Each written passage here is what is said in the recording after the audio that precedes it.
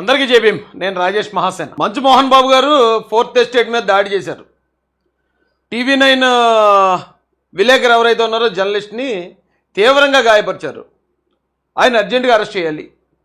Press మీద దాడి చేస్తారా, మీడియా మీదే దాడి చేస్తారా అంటూ చాలామంది చాలా రకాలుగా మాట్లాడడం మనం వింటున్నామండి. అయితే నిజానికి ఆయన అంత దారుణంగా దాడి చేయటం చూసిన ప్రతి ఒక్కరూ కూడా బాధ కలిగించింది. అవతల దాడికి గురైన వ్యక్తి ఒక సాధారణ ఉద్యోగి. ఆ ఉద్యోగి మీద అంత కఠినంగా దాడి చేయడంతో చాలా గట్టిగా దెబ్బతగిలిందట. ప్లాస్టిక్ సర్జరీ కూడా చేయాల్సిన అవసరం ఉందట. ఒక రకంగా ఆ యాంగిల్లో చూస్తే అంత గట్టి ఉండకూడదు. కొట్టడం మోహన్ బాబు గారు తప్పే కదా. పాపం అందులోనూ జర్నలిస్ట్ని కొట్టేయడం, మీడియాను కొట్టేయడం ఏంటండి అనేది ఆ బాధ ఎవరికైనా కలుగుతుంది. నాకు కూడా కలిగింది. కానీ దీని పూర్వపరాల్లోకి వెళ్ళి మనం ఒకసారి ఆలోచిస్తే నాకు కొన్ని వాస్తవాలు నా చిన్న బుర్రకు తట్టేయండి.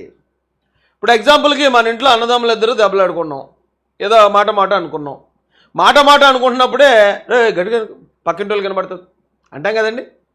లేదా భార్య భర్తలు ఏమని అనుకున్నప్పుడు జాయి మాట్లాడు పక్కింటి వాళ్ళు కనబడుతుంది అంటాం కదా.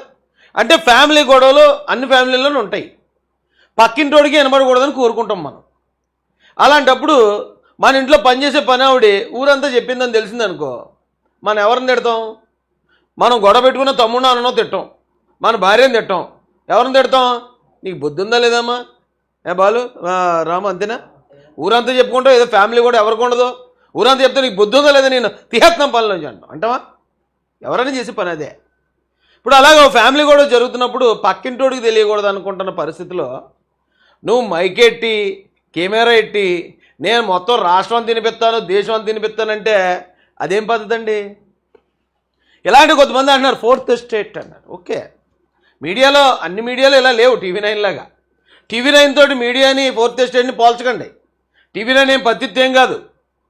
టీవీ9 చేసే పని ఘనకార్యాలు టీవీ9 చేస్తుంది. అయితే ఫోర్త్ ఎస్టేట్ అంటే ఏంటి? మిగిలిన 3 ఎస్టేట్లు ఏంటి? ఫస్ట్ లెజిస్లేటివ్ అంటే పార్లమెంటు, అసెంబ్లీలు. సెకండ్ వచ్చి జ్యుడిషియరీ అంటే సుప్రీంకోర్టు, హైకోర్టు, కోర్టులు. మూడోది ఏమో ఎగ్జిక్యూటివ్ అంటే ఈ ఐఏఎస్లు, ఐపీఎస్లు, ఈ ఎగ్జిక్యూటివ్ ఆఫీసర్లు. ఫోర్త్ ఎస్టేట్ ప్రెస్ని వేటితో పోల్చారండి? ఇప్పుడు పార్లమెంటు, అసెంబ్లీ ఇలా ఇళ్లలోకి వెళ్ళి అన్నదమ్ముల మధ్య గొడవ, తండ్రి కొడుకుల మధ్య గొడవలో పార్లమెంట్, అసెంబ్లీ బొర్రెడుతుందా? లేదా సెకండరీ వచ్చి జ్యుడిషియరీ. ఆ కోర్టులు ఏవైతే ఉన్నాయో, సుప్రీంకోర్టు చీఫ్ జస్టిస్ కారులో వెళ్తున్నాడు అనుకోండి, ఎవరైనా తండ్రి కొడుకు గొడవ పడుతున్నారు అనుకో, అర్జెంట్ కారు ఆఫీస్ వెళ్ళిపోయి వాళ్ళిద్దరు రే నేను శిక్షించేస్తున్నాను రా, నేను ఇలా చేస్తున్నాను అని ఇన్వాల్వ్ అవుతాడా? ఎప్పుడు ఇన్వాల్వ్ అవుతాడైనా? వీళ్ళు ప్రాపర్గా పోలీస్ కేసు పెట్టాలి, పోలీస్ కేసు కోర్టుకి వెళ్ళాలి. అప్పుడు ప్రతివాదాలు విన్న తర్వాత అప్పుడు జ్యుడిషియరీ యాక్షన్ తీసుకుంటుంది. ఫ్యామిలీ గొడవలో కూడా ఇక ఎగ్జిక్యూటివ్లు అనుకుంటే మన ఐఏఎస్ ఆఫీసర్లు, ఐపీఎస్ ఆఫీసర్లు ఇలా ఫ్యామిలీ గొడవలోకి ఇన్వాల్వ్ అవుతారా? వాళ్ళు ఎవరో ఆ 3 ఎస్టేట్లు ఇన్వాల్వ్ అవునప్పుడు ఫోర్త్ ఎస్టేట్ మాత్రం ఎందుకు ఇలాంటి ఫ్యామిలీ గొడవలకు దూరుతుంది? అక్కడ ఏం జరిగిందండి? వాస్తవం ఏం జరిగింది ఇంతకీ? ఇప్పుడు మనం బ్రీఫ్గా చెప్పే ప్రయత్నం చేస్తాను. మోహన్ బాబు గారికి 2 కొడుకులు, కూతురు. ఎప్పుడు చూసినా సరే ఆ ఫ్యామిలీని చాలామంది ట్రోల్ చేస్తూ ఉంటారు. నేనైతే ఎప్పుడు చేయలేదు, కానీ ఎప్పుడు ట్రోల్ చేస్తారు. ఎందుకు ట్రోల్ చేస్తారు? వాళ్ళందరూ కమిట్మెంట్తో ఉంటారు. విష్ణు మాటలో చూడండి, మా నాన్నకన్నా గొప్పడా, మా నాన్నే గొప్పడా అంటాడు. అదే మోహన్ బాబు గారి మాటలో మా విష్ణు కన్నా గొప్ప యాక్టరా, మా విష్ణు ఇలాగా, మా మనోజ్ అలాగా, మా లక్ష్మీ ప్రసన్న ఇలాగా. లక్ష్మీ ప్రసన్న కదా ఆవిడ పేరు. ఏం పేరండి? లక్ష్మీ ప్రసన్న, మంచు లక్ష్మి. మా లక్ష్మి ఇలాగనే ఆయనేమో వీళ్ళకి సపోర్ట్ ఎత్తుంటాడు, వీళ్ళేమో ఆయనకి సపోర్ట్. అంటే ఒక మంచి కమిట్మెంట్ కలిగిన ఫ్యామిలీ అది. ఒకరంటే ఒకరికి ఎంతో అభిప్రాయం, ప్రేమాభిమానాలు కలిగిన కుటుంబం అది.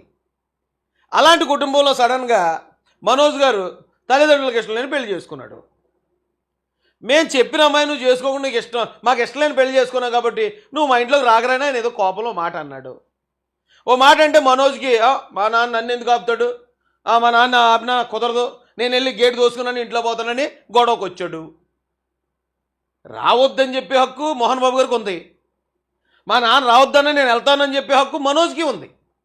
అక్కడ దాకుంటే సరిపోయింది అది. కానీ దాంట్లోకి మనం మైకులు అట్టుకుని, కెమెరాలు అట్టుకుని వెళ్ళిపోకూడదు.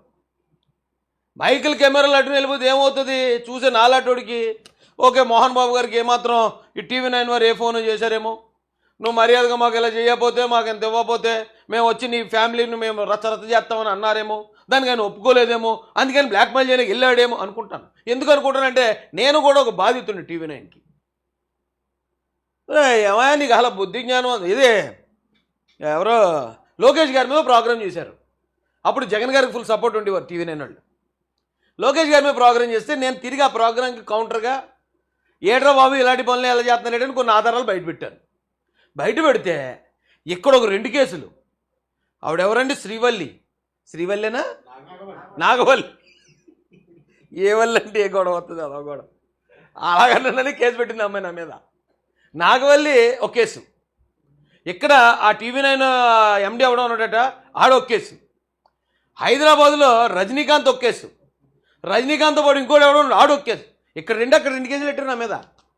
నన్ను బ్లాక్మెయిల్ చేశారు.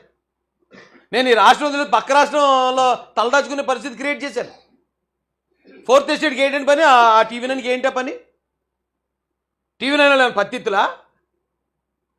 కానీ పాపం ఆ దాడికి గురైన అతను మాత్రం అమాయకుడే. అతను ఒక ఉద్యోగస్తుడు. ఈసారి టీవీ9 నేను ఒకటే చెప్తున్నాను సలహా, మీరు మీ స్టాఫ్ అందరికీ బుల్లెట్ ప్రూఫ్ జాకెట్లు అలాగే హెల్మెట్లు కూడా ప్రొవైడ్ చేయండి.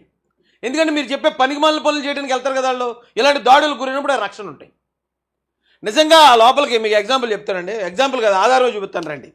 ఏం చెప్పాలరా నీకని మైక్ తీసుకుని వేసాడు. అయితే ఇప్పుడు నేను ఇందాక చెప్పాను కదా, ఫ్యామిలీలో ఏదో గొడవ వచ్చింది. కొడుకు ఏదో ఇంటి ముందుకు వచ్చి గొడవ పెడుతున్నాడు. పైగా వాళ్ళ నాన్నని ఎదిరించాలంటే కొంచెం ధైర్యం కావాలి కాబట్టి మనోజ్ గారు ఏమాత్రం ఒక 4-5 పెగ్గలు వేసి ఉంటాడు. ఆ వేసిన పెగ్గల దీని మీద తిమ్మిరి మీద వచ్చాడు ఇంటికి.